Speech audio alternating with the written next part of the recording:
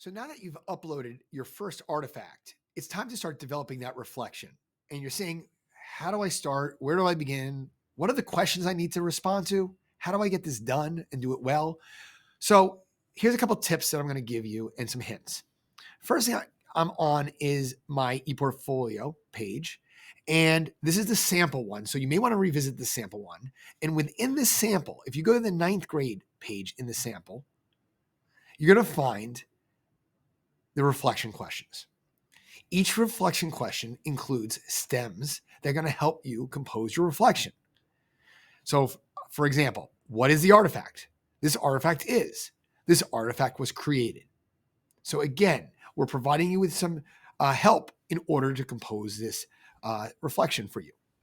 Now, one thing I always recommend is that you should never compose a reflection or a written textual response on the ePortfolio itself. I would advise that you go back to your ePortfolio folder in your Google Drive and create a Google Doc based on what artifact you're working on in the appropriate grade level. So if I'm working on the gingerbread house artifact, I would go to new, create a Google Doc, and add a Google Doc in this folder that is going to warehouse my reflection.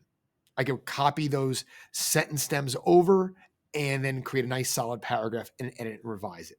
I strongly recommend you do that because if you delete the text box on your ePortfolio page by accident, and it could happen, and you forget hit Control Z or you leave the page, you're not going to get that reflection back. So I always like to back up my work by creating that Google Doc. My next hint is that I want you to think about question number 2.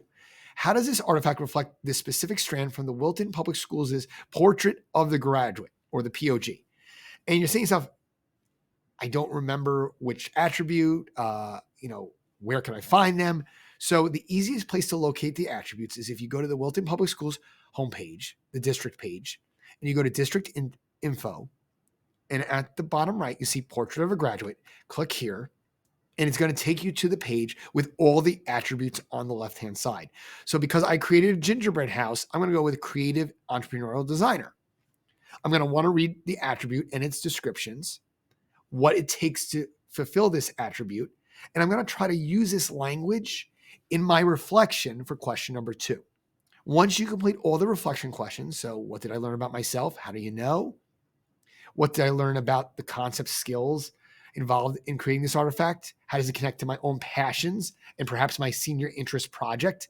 These are things that you should be thinking about and working on as you select your artifacts and compose your reflections.